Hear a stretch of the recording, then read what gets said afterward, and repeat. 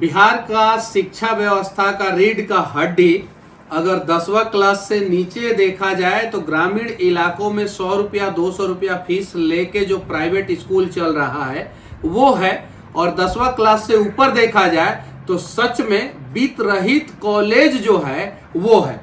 ये दो बिहार के शिक्षा व्यवस्था का रीढ़ का हड्डी है, जहां पे अच्छा शिक्षा दिया जाता है, सब कुछ दिया जाता है, लेकिन ये दोनों लोग परेशान है। जो प्राइवेट स्कूल है उसमें जो है जो 25% बच्चों को फ्री ऑफ कॉस्ट पढ़ाना रहता है, उसके लिए जो सरकार का अनुदान होता है वो अनुदान आरटीई का पैसा उन लोगों को नहीं मिल पाता है।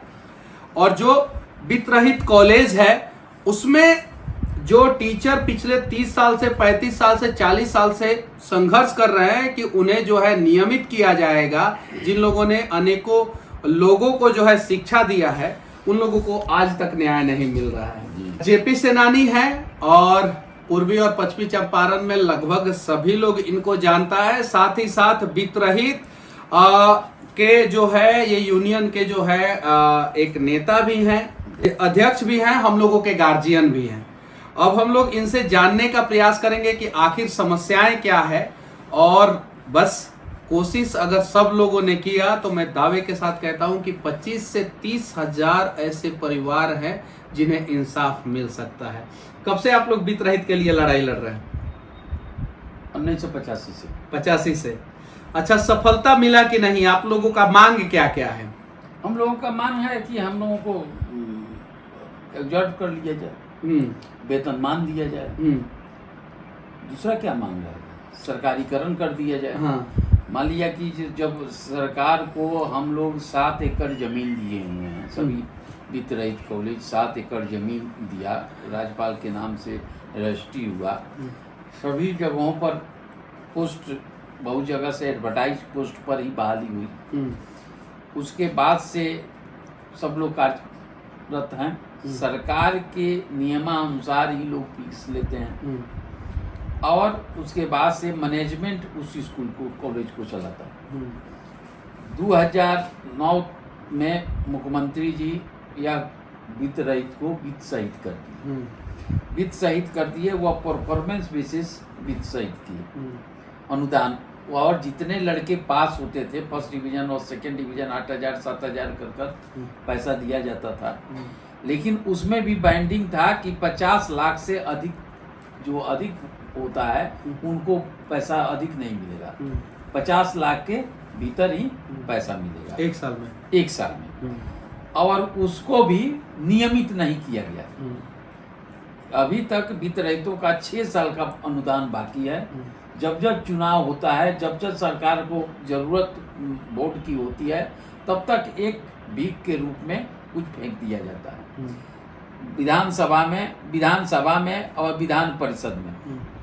यह इसकी मांग सभी माने शिक्षा से जुड़े हुए जितने भी विधायक हैं, पार्षद हैं, शिक्षा क्षेत्र से जितने जीते हुए लोग हैं, वह सभी लोग उठाते रहे। लेकिन मुख्यमंत्री की को जो अड़ियल नीति जो है, जो वह समझते हैं, उसी पर अभी तक कार्यरत है, और उस पर कोई भी उनका यह नहीं है कि हम लोगों को वित्त रहित को वित्त सहित कर दें, या उनको कुछ नहीं करना है।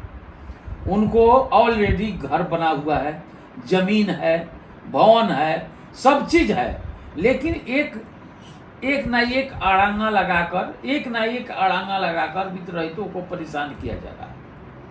यह नहीं है कि कहीं कोई दोष नहीं है, कमरा है, डेस्क है, बेंच है, सब कुछ है, लेकिन उस पर कहीं से कोई मर्सी नहीं है। जी कहते थे कि यह बिरनी का खोता है, इसमें हाथ कौन लगाए। उन्होंने जगदानंद बाबू के अध्यक्षता में एक समिति बनाया, कमेटी बनाया, और कमेटी का आज तक कोई रिपोर्ट नहीं दिया। उसके बाद से नीतीश कुमार ने 2009 में इसको किए, और अनुदान नियमित हो, अनुदान ही दे रहे हो तो भाई नियमित दे दो, बकाया नहीं, इस साल का अगले साल का पिछले साल, इस तरह नहीं होना चाहिए। परफॉर्मेंस विशेष ही दो, तो लिमिट नहीं रखो।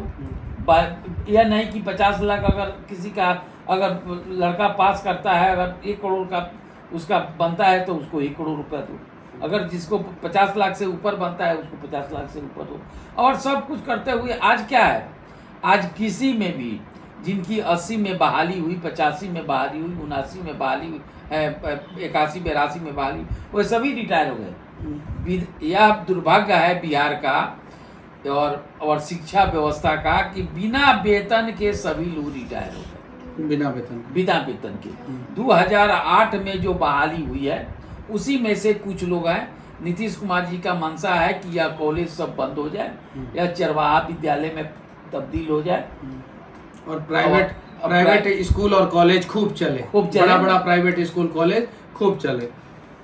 इसलिए प्राइवेट जो गांव में चलने वाला जो स्कूल है, जो 100 रुपया 150 रुपया में फीस में बच्चों को पढ़ाते हैं, उन लोगों के लिए QR कोड का नियम लगा दिया गया है, और ये कहा जाता है कि ऑल वेदर जो है बिल्डिंग चाहिए। जबकि सरकारी स्कूल जो है वो झोपड़ी में और पेड़ के नीचे चल रहा है। सेम कंडीशन आप लोगों के साथ है। कॉलेजों में टीचर नहीं है, पढ़ाने का व्यवस्था नहीं है, कंप्यूटर नहीं है, कुछ नहीं है। वहाँ पे मतलब कि सरकार के द्वारा पैसा दिया जा रहा है, और आप लोग जो है अच्छा रिजल्ट दे रहे हैं, उसके बावजूद जो है आप लोगों के साथ इंसाफ नहीं हो रहा है। और एक बात और बता देते हैं कि जितनी सरकारी कॉन्वेंट कॉलेज है, उस कॉन्वेंट कॉलेज से भी ये बंद कर दिए, मैं 11-12 का एडमिशन लेना डिग्री कॉलेज से। और डिग्री कॉलेज रहते हुए भी उनका समायोजन विद्यार्थियों का नहीं हो सकता था। अगर वित्त रहित कॉलेज नहीं रहता तो यहाँ एक बहुत बड़ा क्रांति होता।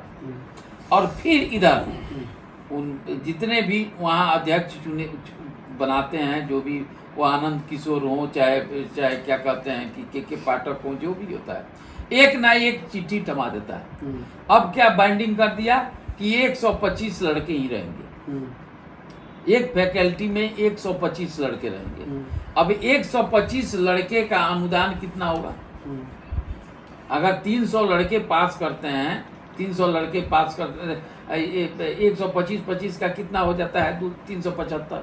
375 का रिजल्ट अगर होता है 50%, तो कितना अनुदान मिलेगा? एक आदमी को 25 लाख 20 लाख रुपए मिलेगा एक कॉलेज को। तो 20 लाख रुपए में अगर 20 को शिक्षक है तो क्या मिलेगा?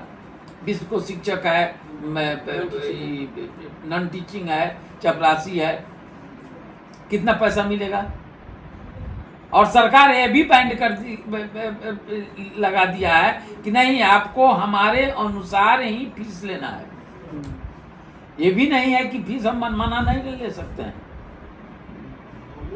हम सरकार का सब नाम मानते हैं, तो भी हम कुछ नहीं है। हमसे सरकार चुनाव में ड्यूटी करवाती है और कहती है क्या कि चुनाव में ड्यूटी करिएगा, मरिएगा तो आपको कुछ नहीं मिलेगा। जो अत्याचार अंग्रेज द्वारा किया जाता था वह आज नीतीश कुमार जी कर रहे हैं, और शिक्षा व्यवस्था। इसीलिए कहा जाता है कि कैसे हमें आज़ादी मिली ये पढ़ना जरूरी नहीं है, बल्कि पढ़ना ये जरूरी है कि कैसे हम गुलाम हुए थे। आज बिहार के लोगों पे ये कहावत चरितार्थ होता है कि हम आज़ाद भारत के, आज़ाद राज बिहार के गुलाम नागरिक हैं कि आज़ाद नागरिक है, सोचना आप सभी को है। और हाँ, आज सिर्फ ये परेशान नहीं है, ऐसे असंख्य डिपार्टमेंट के असंख्य लोग परेशान हैं। तो आइए मिलकर एक प्रयास किया जाए और सबके लिए मिलकर सबका साथ सबका विकास की बात जैसे होता है वैसे ही सबको इंसाफ भी दिलवाया जाए। जय हिंद।